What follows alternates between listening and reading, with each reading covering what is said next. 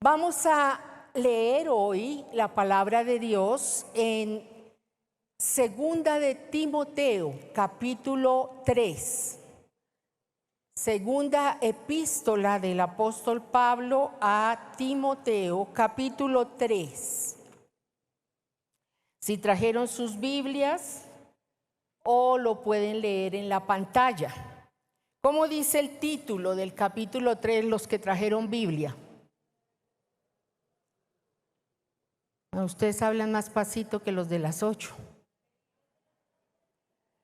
Carácter de los hombres en los últimos, postreros días. Leamos del 1 al 5. Dice: también debes saber esto, que en los postreros días vendrán tiempos peligrosos, porque habrá hombres amadores de sí mismo, ávaros, vanagloriosos, soberbios, blasfemos, desobedientes a los padres, ingratos, impíos, sin afecto natural, implacables, calumniadores, intemperantes, crueles, aborrecedores de lo bueno, traidores, impetuosos, infatuados, amadores de los deleites más que de Dios, que tendrán apariencia de piedad, pero negarán la eficacia de ella.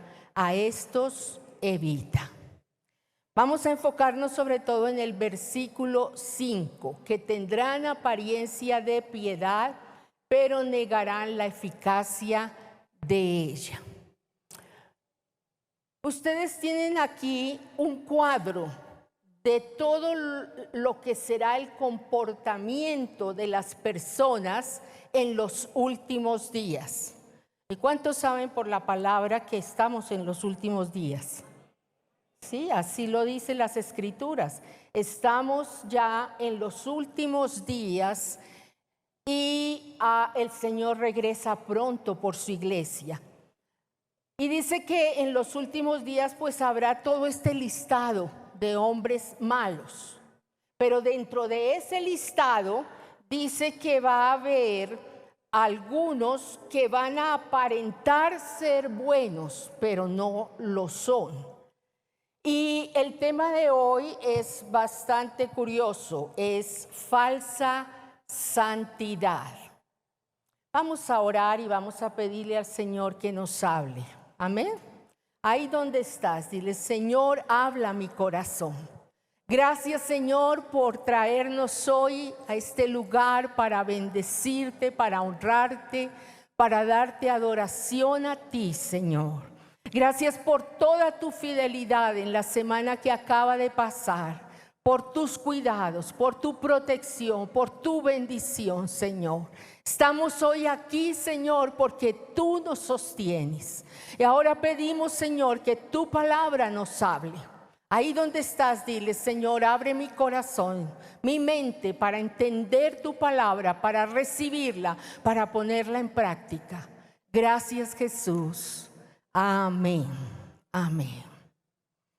Pues sí, como les dije ya, hoy vamos a hablar de un tema interesante. Yo traje hoy esto. ¿Qué les parece? Hay los que parecen hijos de Dios, pero no lo son. Y parecen buenos cristianos, pero son solo apariencia. Tarde que temprano, sus conductas diarias los denunciarán. Jesús dijo que hay lobos con vestido de oveja y que por los frutos conoceríamos quiénes son en realidad. La persona religiosa aparenta ser correcta, pero en muchas ocasiones están muy lejos de llevar esa clase de vida. Más bien, a veces algunos que parecen muy buenos porque son practicantes religiosos, pero esconden pecados.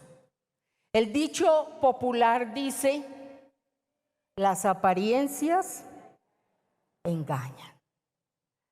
Para algunos, debido al egocentrismo que esta sociedad actual vive, la vida cristiana les parece una barra de ensalada. ¿Sí? Cuando vamos y vemos esas barras deliciosas de toda clase de ensaladas, y las personas escogen lo que quieren y sencillamente hacen a un lado lo que no quieren. Y muchos hacen así en la vida cristiana. Escogen lo que les parece de acuerdo a lo que dice la Biblia, entonces lo ponen en práctica y lo hacen. Pero lo que no les parece simplemente lo omiten. Es como Jesús dijo, tienen oídos y se hacen los que no oyen, y tienen ojos y se hacen los que no ven. El versículo 5, que fue el que les dije que nos vamos a centrar hoy, lo quiero leer en la versión TLA y dice así: dirán que aman y respetan a Dios, pero con su conducta demostrarán lo contrario. Llevar una vida de apariencias, hermanos queridos, amigos que me escuchan, no es saludable. No es saludable para llevar esta práctica, ni para su familia, ni para el ámbito laboral, y mucho menos en la comunidad cristiana a la que pertenece. El hecho de aparentar afecta de forma integral la vida del creyente, afecta su comportamiento y lo llevará a estar pendiente de quien lo puede ver o escuchar con el fin de no ser descubierto, pero se le olvida que hay un Dios que todo lo ve. Los cristianos no están libres de llevar una vida de apariencias. Por ello existe en la comunidad cristiana personas que viven en fornicación, que viven en adulterio, que ven pornografía, que esconden pecados como la masturbación o el homosexualismo, aún personas problemáticas que viven en pleitos, en amargura, en rencilla, en agresividad y otros tantos males. Se encuentran creyentes en ejercicio de liderazgo, miembros de una congregación que pretenden hacer creer a otros una vida de la cual carecen. Es lamentable cuando se descubren casos de personas que parecían buenas, que tenían un buen cristianismo, entre comillas, pero que estas personas se descubren con malos manejos de dinero, se descubren robando, se descubren adulterando facturas, se descubren en escándalos financieros, o parejas en liderazgo y luego se sabe que estaban en adulterio, o los que esconden pecados ocultos que nadie los sabe, como la pornografía, o los que parecen piadosos, pero nunca perdonan y su corazón está lleno de rencor, de resentimiento. ¿Se imaginan el dolor que le puede causar un padre de familia cuando se descubre ante toda su familia que el buen padre que aparentaba ser tiene otra mujer y otros hijos? Aquí nos pasa mucho en los funerales. En los funerales de alguien no aparece no solo la esposa y los hijos llorando, a veces aparecen otras mujeres que no se sabía, otros hijos que no se sabía. Qué triste cuando la familia descubre que el dinero que aparentaban tener y que era éxito viene del narcotráfico. ¿Saben qué? Esas dobles vidas traen un gran daño a sí mismos, a la familia y a la comunidad. Pero Jesús tuvo en su grupo de discípulos que pasar esta misma experiencia. Jesús tuvo 12 discípulos, ¿sí? ¿Y recuerdan a Judas Iscariote? Jesús estuvo con sus 12 discípulos 3 años y les enseñó. Y ellos vieron a Jesús orando, hablando con su Padre Celestial. Vieron a Jesús cómo se comportaba y cómo trataba a las personas. Vieron cuando Jesús oraba por las personas y se sanaban, o cuando echaba fuera a los demonios. Y ahí estaba Judas viéndolo. Pero Judas llevaba una doble vida. Y tristemente cometió uno de los pecados más viles: traicionó a su maestro. No hay cosa más lamentable realmente que una falsa santidad, que una doble vida.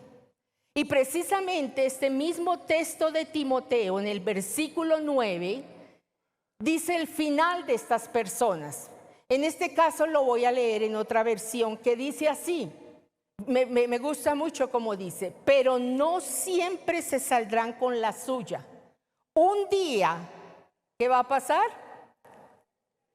Su estupidez quedará descubierta ante todo el mundo. Tarde que temprano, los que aparentan, los demás sabrán por su comportamiento, por su conducta, que no eran tan piadosos, tan buenos como lo aparentaban ser. Esto es lo que describe este texto de Timoteo.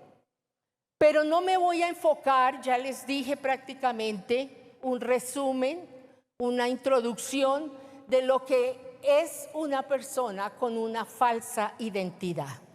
Pero no me quiero enfocar en esto. Quiero enfocarme hoy más bien que, aparte de ese listado tan negativo que hay en la epístola a Timoteo, también el apóstol Pablo nos enseña que debemos dejar esas cosas, que debemos dejar una falsa santidad, que no debemos tener un carácter doble, y nos llama a crecer en carácter como hijos de Dios. Y entonces en el versículo 10 y en el versículo 11, el apóstol Pablo dice lo siguiente. El apóstol Pablo, les cuento aquí, le está escribiendo una carta a Timoteo, que era su discípulo. El apóstol era el padre espiritual de Timoteo, y le está enseñando a Timoteo y le está diciendo: esos hombres son así en los últimos tiempos. Versículo 10, pero tú vas a ser diferente. Tú vas a crecer en muchas cosas que son en tu vida importantes para que seas perfecto delante de Dios. Y entonces dice acá: tú has seguido mi doctrina. ¿Quieren leer conmigo, por favor? Tú has seguido mi doctrina, mi conducta, el propósito, la fe, la longanimidad, el amor, la paciencia, persecuciones, padecimientos como los que me sobrevinieron en Antioquía, en Iconio, en Listra, persecuciones que he sufrido, y de todas ellas me ha librado. El apóstol le está enseñando a su discípulo Timoteo que debe crecer en 7 cosas que lo llevan a la madurez. ¿Quieren aprenderlas hoy? Gracias a Dios. ¿Quieren aprenderlas hoy? A ver, con más ánimo. Ustedes ya vienen, se supone que a este servicio ya vienen desayunados. 7 cosas importantes. Y lo primero que habla el apóstol es sobre doctrina. Le dice: tú tienes que tener en cuenta la doctrina. ¿Y qué es la doctrina? La doctrina es las enseñanzas de Dios para nosotros. Las enseñanzas que nos ha dejado Dios en su palabra. La doctrina debe ser la correcta enseñanza de la palabra de Dios. ¿Por qué lo digo así? Porque hay iglesias, desafortunadamente, o grupos que dicen ser cristianos, que enseñan una doctrina errónea. Y tienes que tener cuidado con eso. Vayan ustedes ahí al capítulo anterior, capítulo 2 de Segunda de Timoteo, ahí mismo, y el versículo 15 dice: procura con diligencia presentarte a Dios aprobado como obrero que no tiene de qué avergonzarse, que usa bien la palabra de verdad. Mas evita profanas y vanas palabrerías, porque conducirán más y más a la impiedad. Y su palabra carcomerá como gangrena, de los cuales son Himeneo y Fileto. ¿Qué pasó con ellos? Que se desviaron de la verdad, diciendo que la resurrección ya se efectuó, y trastornan la fe de algunos. Tenga cuidado con las falsas doctrinas. Por ahí hay los que enseñan que ya no hay que dar diezmos, porque eso era en el Antiguo Testamento. Por ahí hay los que dicen que ya no hay que ayunar, que eso fue para los discípulos. Por ahí hay los que hablan de que que Dios no pide tanta santidad, que ya el que fue salvo una vez es salvo para siempre, ya no le queda sino bostezar y esperar la venida del Señor, y pues Dios entiende. Por ahí hay los que dicen que hay que regresarse al judaísmo otra vez del Antiguo Testamento. Cuidado. Si hay algo que yo puedo decirles con toda seguridad hoy, es que en Vida en Acción tú encuentras sana doctrina. Y que tú debes arraigarte a esa sana doctrina. Pero fíjense en que el apóstol dice a Timoteo de esta manera: tú has seguido mi doctrina. No es una doctrina de Pablo lo que le está queriendo decir acá. Él está hablando de un punto muy importante que nos lleva hacia la madurez, hacia la perfección. Y esos puntos se llama discipulado. Diga conmigo, discipulado. Timoteo no estaba solo, Timoteo era el discípulo de Pablo. Y Pablo le había enseñado la doctrina. ¿Qué es lo que le había enseñado? ¿Qué es la doctrina? Es la enseñanza en la palabra de Dios sobre la salvación, sobre el nuevo nacimiento, sobre la fe. Es la enseñanza en la palabra de Dios sobre la vida de santidad. Es la enseñanza en la palabra de Dios sobre cumplir los mandamientos, los estatutos. Es la enseñanza en la palabra de Dios que nos guía a una vida sabia, a levantar familias sanas. Es la enseñanza en la palabra de Dios que nos da la forma de administrar nuestras finanzas para que nos vaya bien. Es la enseñanza en la palabra de Dios que nos guía a una buena mayordomía. Esa es la doctrina. Y esa doctrina debemos aprenderla a través del discipulado. Tú debes tener, después de que aceptas a Jesús como Salvador, debes tener un Padre espiritual que esté cerca de ti, que te enseñe la palabra, que te guíe para que tú puedas formarte como un verdadero discípulo de Jesús. Los que no tienen el proceso del discipulado, perdónenme, pero quedan mal formados. Es como el niño malcriado. Se necesita un proceso de discipulado. No puedes decir, no, es que yo estoy así bien, yo vengo a la iglesia, pero el Señor es el que me discipula y yo sencillamente leo la Biblia en mi casa y pongo en internet todos los servicios de todas las iglesias que quiero y así estoy bien y nadie se mete conmigo y yo no me meto con nadie. Créeme que te está faltando algo muy importante. Y es un proceso de discipulado. El proceso de discipulado nos forma y nos forma para que tengamos carácter cristiano, para que seamos verdaderos discípulos de Jesús. Jesús dijo, Por tanto, id y haced discípulos a todas las naciones, bautizándolos en el nombre del Padre, del Hijo y del Espíritu Santo, y enseñándoles todas las cosas que os he mandado. Es lo que Jesús nos mandó.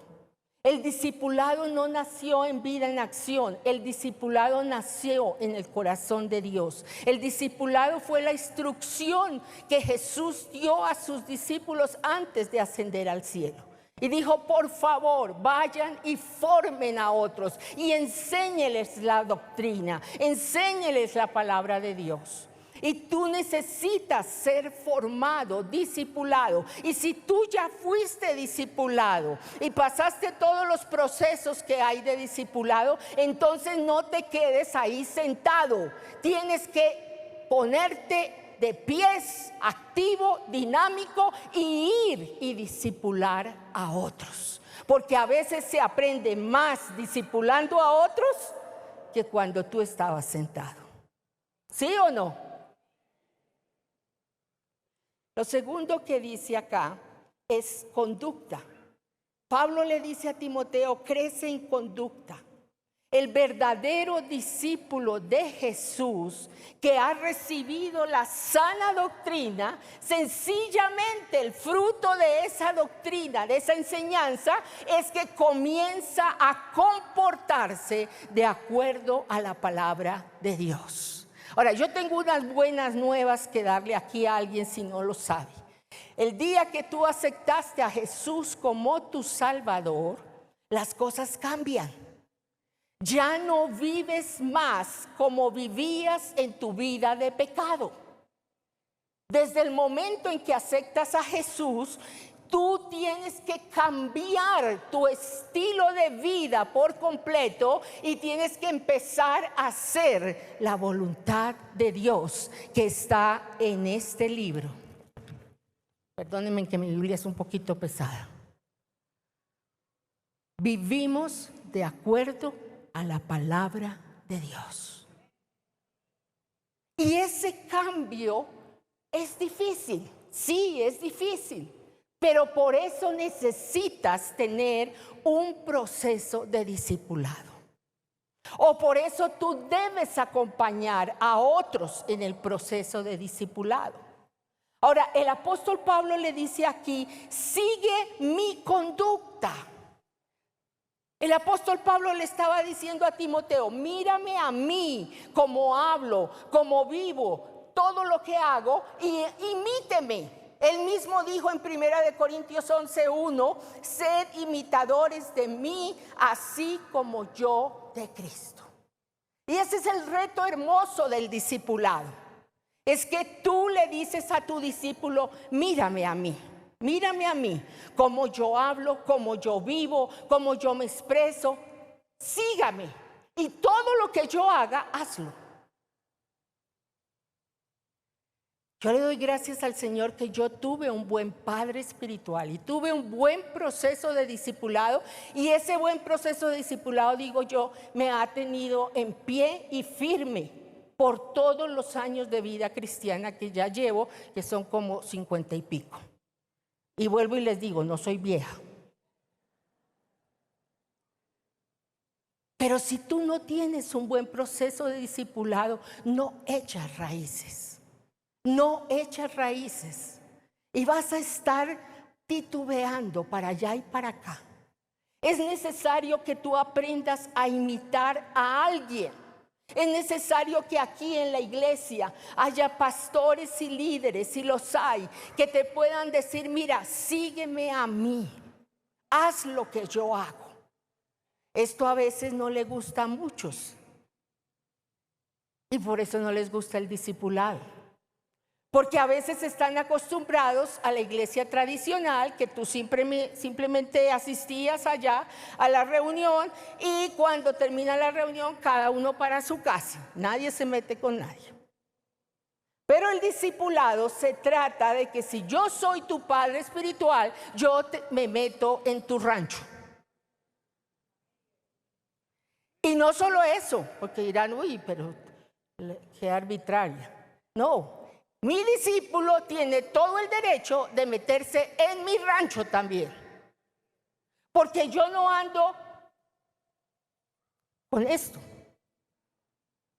¿Sí? Yo soy transparente y entonces le puedo decir a mis discípulos, míreme cómo yo me comporto en mi casa, cómo trato a mi esposo, a mis hijos. Mírenme cómo yo oro, cómo estudio la Biblia. Mírenme cómo yo manejo mis finanzas. Mírenme cómo yo desarrollo el ministerio que el Señor me ha dado. Mírenme y haga todo lo que yo hago. Ah, tremendo. Yo quisiera que ese discipulado se estableciera en esa plenitud en vida en acción. Yo sé que es difícil y que a muchos no les gusta y que muchos les dicen, a mí nadie se mete conmigo, yo voy a mi culto y punto.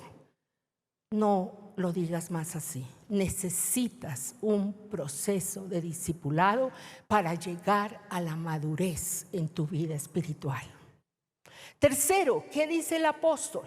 Le dice a Timoteo, tienes que crecer en propósito. La palabra de Dios nos dice claramente que Papá Dios nos ha dado a cada uno de nosotros un propósito de vida. Tú no te caíste de un platillo volador. Tú no estás aquí porque un día tu papá y tu mamá decidieron concebirte. No.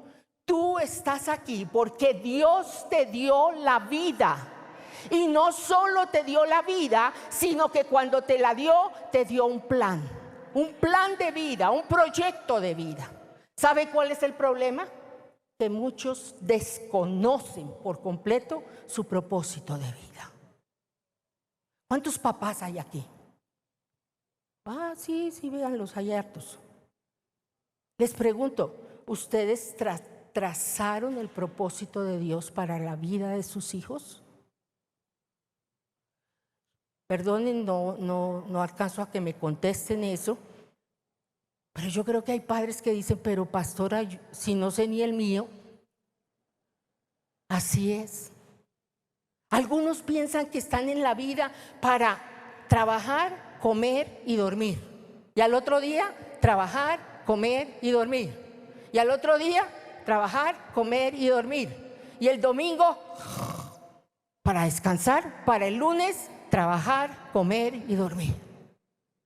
Qué triste si tú vives de esa manera. Qué triste. Porque Dios te dio un propósito. Y hay que descubrir el propósito. Dios nos habla, nos muestra el propósito de vida. Yo descubrí mi propósito de vida y lo llevo realizando por más de 50 años. Y por eso siempre que puedo digo, soy la mujer más feliz. Porque si hay algo que nos hace felices es hacer aquello para lo que Dios nos creó.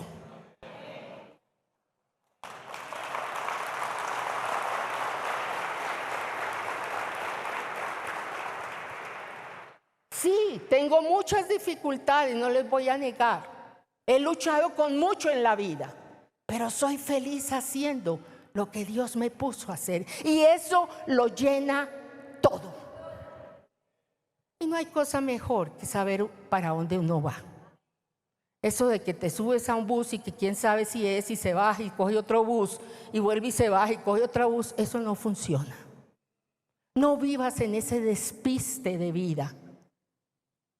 Ponle rumbo.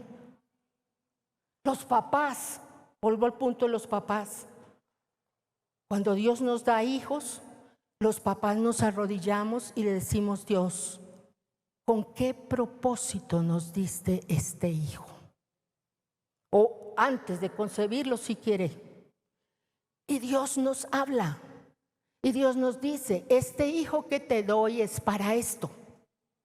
Y tú desde niño empiezas a orar por eso, para que ese niño llegue a grande y desarrolle el plan de Dios. Y eso no es versión Marcela, eso lo dicen los Salmos. No recuerdo exactamente si es el 147, que dice que los padres deben coger a sus hijos que son como flechas y lanzarlas al blanco, al propósito que Dios les creó. ¿Sí, papi? ¿Cuál salmo es? 127. Salmo 127. Propósito de vida. Dios nos da propósito de vida. ¿Cómo descubres ese propósito de vida? ¿Saben qué? Perdónenme, pero lo tengo que decir. En el discipulado.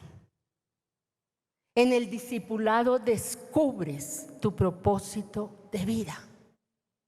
Por eso no andes por ahí suelto, porque te pierdes la bendición grande de ser formado y descubrir hacia dónde vas, y también descubrir hacia dónde van tus hijos, tu familia, enfocarse en el propósito de Dios, no llevar toda una vida malgastada, sino que toda esa energía que Dios puso en ti, todos esos talentos, porque en cada uno Dios nos hizo tan especiales. Por eso es que les digo, no fuimos hechos solo para comer, dormir y trabajar. No, tú y yo fuimos hechos a imagen de Dios, y Dios colocó en nosotros su ADN, y Dios colocó en nosotros las cualidades, las características, los talentos, las capacidades. ¿Y para qué colocó todo eso? Para que tú seas un instrumento de vida aquí en la tierra. Cuarto, el apóstol dice que tenemos que crecer en fe. El fundamento de la vida cristiana es fe. Nuestra relación con Dios debe llevarnos a echar raíces fuertes y profundas, que cuando vengan los vendavales, el viento ruja, vengan las pruebas y las dificultades, nada ni nadie te mueve de allí. Porque tu fe te lleva a enraizarte en Dios. Sin fe no somos nada. Yo te pregunto hoy, ¿cuál es el nivel de tu fe? En los tiempos de prueba sabemos qué tanta fe tenemos. Fe es una absoluta confianza en Dios. Es como dice el Salmo 37, cuando confío en Dios de esa manera, entrego mi vida y mis asuntos en las manos de Dios. Confía en Él y Él hará. Es esa absoluta confianza que me lleva a saber que estoy en los brazos de Papá Dios. Entonces no le doy lugar a la ansiedad, no le doy lugar a la preocupación. Confío plenamente que Dios me sostiene. Fe es llamar las cosas que no son como si fueran, únicamente arraigados en las promesas de Dios. Tal vez en el momento no ves nada, pero tú en fe crees a lo que Dios ha prometido y así lo proclamas, y ahí te sostienes hasta que llega la bendición.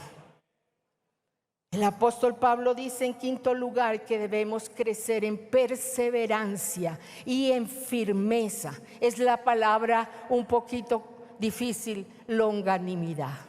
Es perseverar, es ser firmes, es tener fortaleza, estar arraigados. Es que cuando vienen las dificultades, perseveramos. Jesús dijo, en el mundo tendréis aflicción.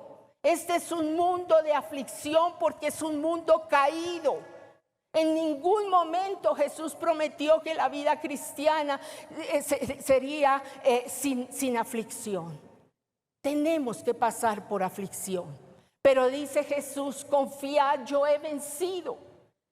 Y dentro de ello tenemos que perseverar. No es que en el primer obstáculo, no es que en la primera prueba, no es que en la primera dificultad, ay no, ya no más, y nos vamos hacia atrás. No es que el desánimo nos tome, no es que la tristeza nos invada, no es que desfallecemos. Hay que perseverar y ser fortalecidos cada día con el poder del Espíritu Santo. Porque hermano y hermana que me está escuchando, tú no estás solo. El poder del Espíritu Santo puede venir sobre ti y tú puedes caminar en victoria victoria sobre las aguas. El Señor nos llama a ser esforzados y valientes. Lo repite una y otra vez en la Biblia. Esfuérzate y sé muy valiente. Es que tú luchas por un lado, y si no salió por ese lado, luchas por el otro, y si no salió por ese, entonces sigues por el otro, pero ahí le das y no das pie atrás. Ahí sí, como dice el dicho, solo un paso hacia atrás para coger impulso. Pero no dejas que la tristeza te invada. No te sientas en un rincón a llorar y autocompadecerte. No, esto ya fue el acabose, no se logró. No das confesiones negativas, sino que en el nombre del Señor tomas el poder del Espíritu Santo y dices: en el nombre del Señor vamos para adelante. Hijos, familia, vamos para adelante. Vida en acción, vamos para adelante en el nombre de Jesús.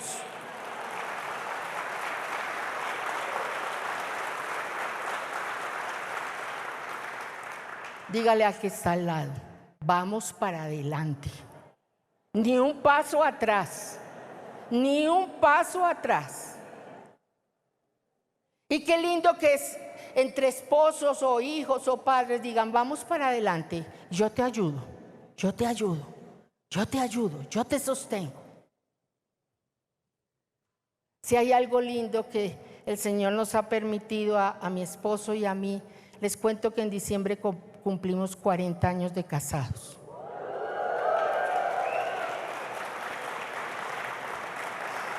Eso es perseverar.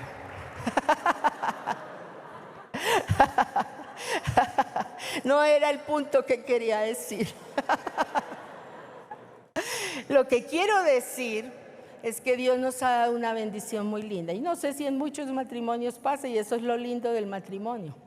Cuando yo ando desanimada, mi esposo me coge de la mano y dice: vamos, Marcela. Y cuando él está que tira la toalla, yo le digo: no, no, no. Y lo cojo de la mano y vamos para adelante. Y así hemos salido 40 años. Así hemos salido con la bendición y el poder del Espíritu Santo. Qué lindo que aún entre hermanos en Cristo. Y vuelvo y digo, para eso es el discipulado. Que no andes por ahí solito, que tengas un padre espiritual. Que te diga: vamos para adelante, vamos, vamos. Que tengas un padre espiritual que cuando ya estás tú para tirar la toalla, le diga: venga, venga, le cuento, y el Padre Espiritual te oye y te ayuda y te dice: vamos para adelante. Es una vida de perseverar. Y el número 6 que el apóstol habla a Timoteo es amor. Todo en Dios es amor.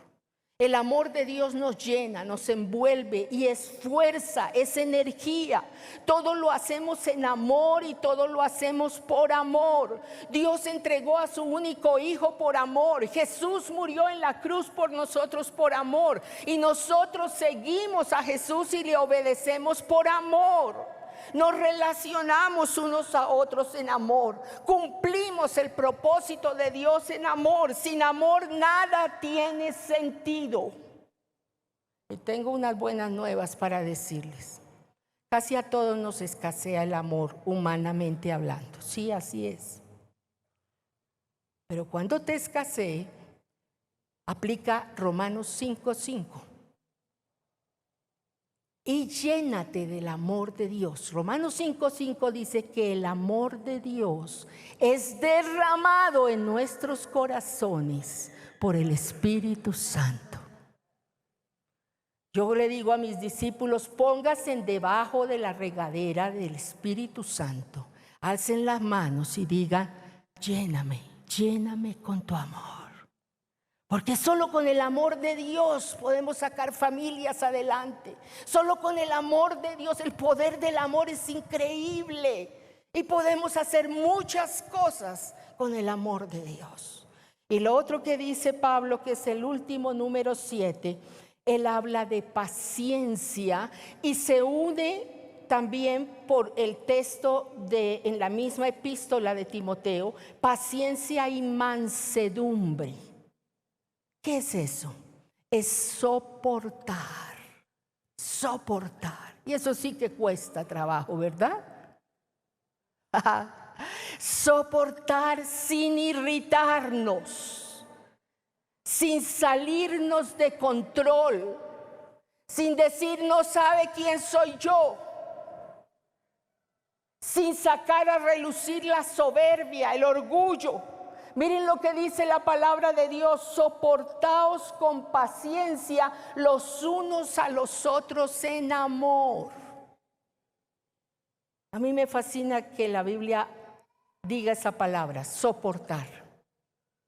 ¿Saben ustedes, los esposos nos tenemos que soportar? No me lo tomen a mal. Los padres tienen que soportar a los hijos. Tal vez dirá, ay pastora, no digo eso si los hijos los amamos mucho. Sí, pero los tienes que soportar. Tu esposo, tu esposa lo amas mucho, pero hay que soportar. El vecino, el compañero de trabajo, los hermanos en la iglesia, nos soportamos. ¿Por qué? ¿Saben por qué? Porque todos somos diferentes los unos a los otros. Y hay cosas de la otra persona que pues te cuestan trabajo comprender. Y precisamente porque somos diferentes y no entendemos nuestras diferencias es que chocamos. Y por eso dice la Biblia, soportaos en amor, no en gritería, no en irritación, no en maltrato.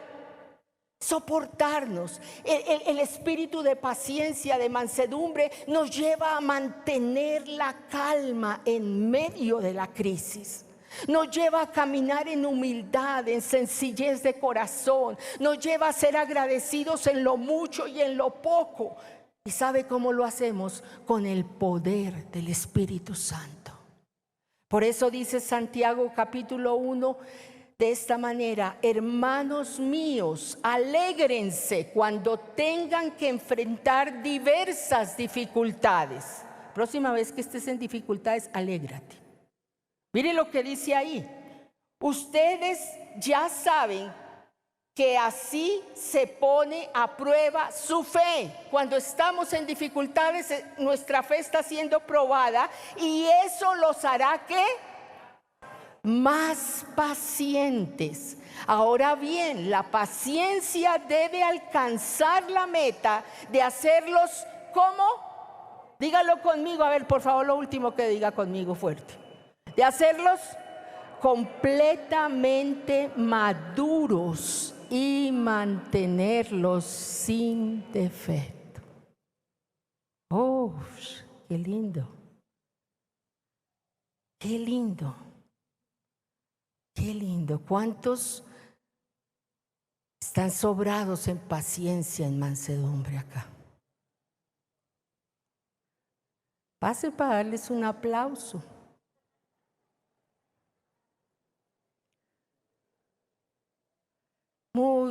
Quisiéramos hacer muchas veces así, pero cuando menos piensa, hierve un volcán dentro de nosotros y sale, ¿sí? Y que piensa es que no sabe quién soy yo. ¿Cómo me lo va a pedir de esa manera? Eso sale a flote. Pero necesitamos crecer en paciencia y en mansedumbre. Mansedumbre es ser domados por el Espíritu Santo. Es que nuestras emociones que nos tienden a llevar a la soberbia, al orgullo, a la rebelión, son domadas por el Espíritu. Y nos convertimos en personas que soportan, tranquilos, calmados, serenos. Que no nos movemos por las emociones, que la irritación no sale a flote y explotamos. Sí, nos irritamos, pero el manso y el paciente lo sabe controlar. ¿Cuál es la conclusión de todo esto? No lo leí al comienzo, pero son los 2 últimos versículos de la carta a Timoteo que estamos leyendo. Versículo 16 y 17. Termina el apóstol diciéndole a su discípulo Timoteo: Toda la escritura es inspirada por Dios y útil para enseñar, para redarguir, para corregir, para instruir en justicia, a fin de que el hombre de Dios sea ¿qué? Sea ¿qué? Perfecto, enteramente preparado para cumplir el propósito de Dios. Perfecto, cuando la Biblia llama perfección, está hablando de madurez.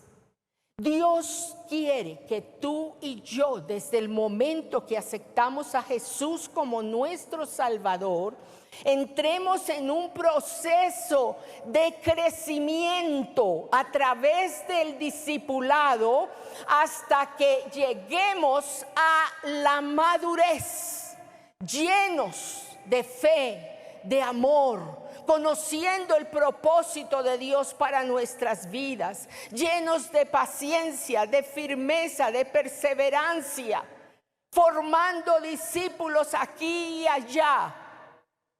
Ese es el plan de Dios para tu vida. Quiero decirles que no es lo indicado que ustedes estén únicamente sentados en sus sillas cada domingo, que tenemos que hacer muchas cosas para crecer espiritualmente. Y por favor, iglesia, Vida en Acción, hoy les digo con mucho amor, salgamos de la pasividad, salgamos de la quietud. Yo te pregunto hoy, ¿acaso ya alcanzaste la madurez?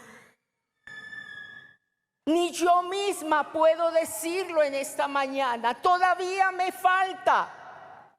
¿O hay alguno aquí que ya la alcanzó? Por favor, levante su mano. ¿Hay alguien? Levante su mano para pasar y condecorarlo. Y decirle, ahora sí, solo bostece hasta la venida del Señor. Ya. Pero no hay. Todos necesitamos seguir creciendo hasta ese perfeccionamiento, hasta el día que Dios nos llame a su presencia. Vida en Acción te da a ti 1000 formas del discipulado.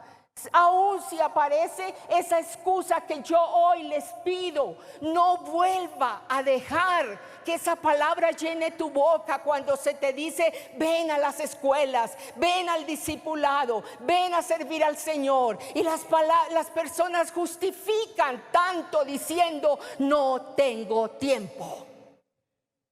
No más.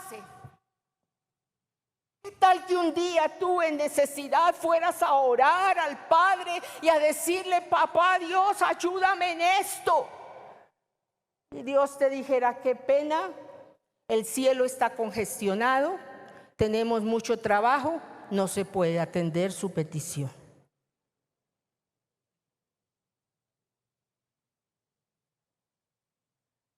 Por favor, abre tu corazón. Oye la palabra, no te hagas más el que no oyes. Oye la palabra, necesitas ser discipulado. Y si ya fuiste discipulado, ¿qué haces ahí sentado? Yo les pregunto algo más. ¿Cuántos son tus discípulos? ¿Cuántos? Qué lindo que algunos me puedan decir, a lo menos hay 1, 2, 3. ¿Cuántos son tus discípulos? Por lo menos un hijo de Dios, un discípulo de Jesús, por lo menos que gane una persona para Cristo una vez al mes. Al final del año tendrías 12 discípulos. ¿Cuántos son tus discípulos? Es lo que el Señor te ha puesto a hacer. Hacen discípulos, ¿dónde? Empieza con tu familia, empieza con tus vecinos, empieza con tus compañeros de trabajo. Hermanos, mira las sillas ahí desocupadas y Bogotá llena de gente sin Dios.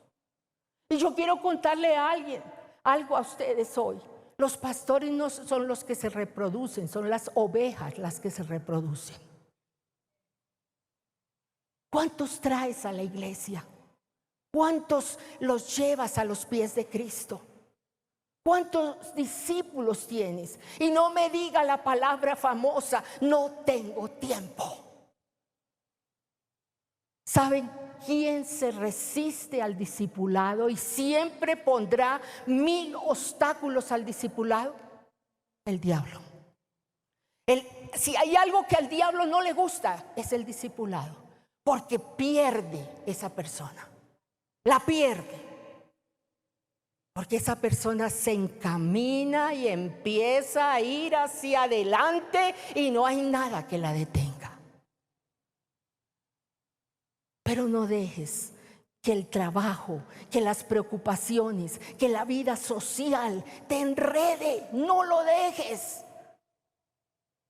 Levántate en el poder de Dios y lleva una vida de dinámica, de crecimiento espiritual, de reproducción. Mira si no hay algo más lindo que es llevar el mensaje del Señor y ver que uno le predica a un grupo y que 3 o 4 se arrodillan llorando, aceptando a Cristo. Hermano, eso lo llena todo. Y que tú los formas como discípulos. Usted no se imagina el gozo que hay. Iglesia, despertemos, crezcamos a la madurez, volvámonos discípulos y discipuladores, enseñemos a otros hasta que lleguemos a la madurez en Cristo Jesús. Colócate de pies.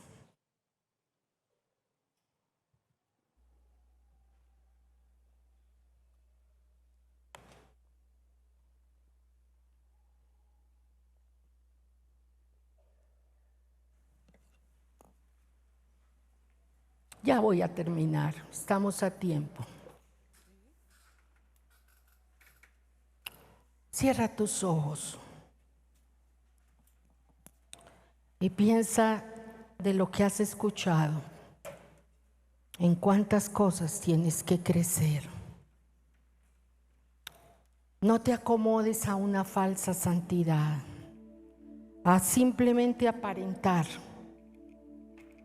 No, si eres cristiano, hazlo en forma genuina. Y crece hasta llegar a la meta. Que nada te pare. Lleva a tus hijos, tu familia hacia adelante.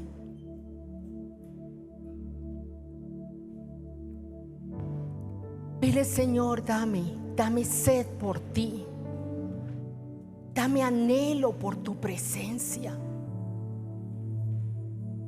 No más oraciones monótonas, flojas.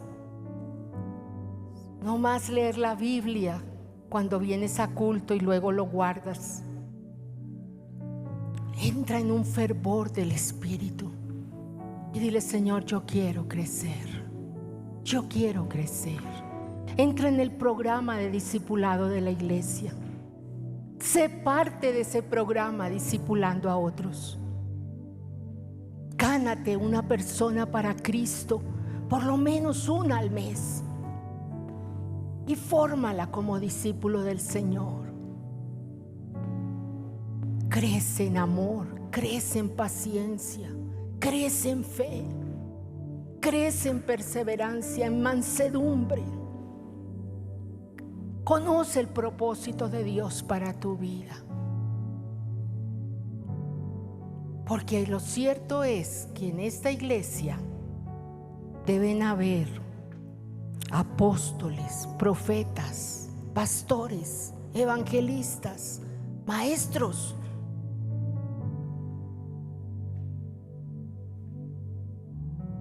Cumple tu ministerio.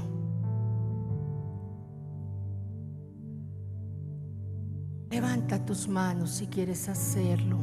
Y dile, Señor, aquí estoy, aquí estoy, aquí estoy, Señor. Dios, crece en mí. Dile, Señor, no vuelvo a justificarme diciendo que no tengo tiempo. Señor, dame sed por tu presencia, por tu palabra, por hacer tu voluntad. Hoy le digo a todos los obstáculos de mi carne que se vayan en el nombre de Jesús. Yo quiero hacer tu voluntad, yo quiero ser activo, yo quiero ser un ganador de almas, un discipulador. Yo quiero, Señor, llevar mi familia hacia adelante. Yo quiero conocer mi propósito de vida. Yo quiero gastar mis días haciendo lo que tú quieres que yo haga. Dile, Señor, aquí estoy, aquí estoy. A ver, habla tu boca, abre tu boca y habla con Dios. Aquí estoy, Señor. Oh, Shanda, en el nombre de Jesús. En el nombre de Jesús, Señor, yo te pido que quites toda pasividad, todo letargo que el enemigo coloca para que no te sirvamos, para que no crezcamos. Señor, despierta del sueño a tu iglesia, que podamos zafarnos de todos los compromisos sociales que nos enredan, del trabajo que nos quita el tiempo, de todas las cosas que nos preocupan y nos angustian y no nos dejan enfocarnos en ti y en hacer tu voluntad. En el nombre de Jesús de Nazaret, yo derribo todo muro de frialdad, de infertilidad, en el nombre de Jesús de Nazaret. Señor, levanta Vida en Acción en una iglesia próspera, bendecida, fructífera, Señor. Llámanos a un nivel de discipulado como el que tú estableciste con tus 12 discípulos. Llámanos, Señor, a una vida dinámica, llenos de tu Espíritu, del fuego del Espíritu, del poder del Espíritu. Vivifica, Señor, vivifica. Si tú estás ahí dormido, seco espiritualmente, dile, Señor, vivifica mi alma, vivifica mi espíritu. Que tu presencia me despierte, Señor. Que tu Espíritu me llame a la oración, al ayuno, al estudio de la Biblia, a crecer en tu palabra. Señor, muévete en medio nuestro.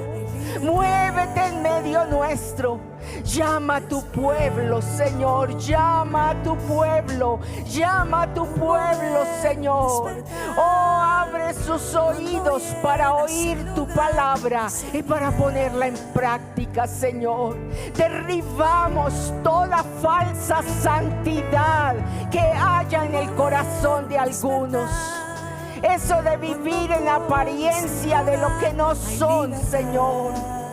Que el pecado sea expuesto, que las personas sean llamadas al arrepentimiento, al cambio de vida, a la transformación, en el nombre de Jesús, por el poder de Dios, por el poder de Dios.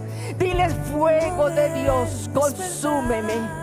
Fuego de Dios, consume mi vida, consume mi vida. Fuego de Dios, enciéndete en mí, Señor. Ponga sus manos sobre su boca y diga al Espíritu Santo que se quite de mi boca todo lo que me impide hablar del Evangelio a otros. Todo miedo, todo lo que me enmudece sea quitado. Y que mi boca se abra para predicar el Evangelio. Úsame, Señor, como instrumento de vida en mi familia, en mi barrio, en mi comunidad, en el lugar donde trabajo, Señor. Padre, cumple tu propósito en cada vida que está aquí, Señor. Cumple tu propósito en los jóvenes, en los matrimonios, en los ancianos, en los hombres, en las mujeres, Señor. Cumple tu propósito, Señor. Establécete con tu presencia. Desciende, Señor, desciende. Desciende sobre tu iglesia, Señor. En el nombre de Jesús. En el nombre de Jesús.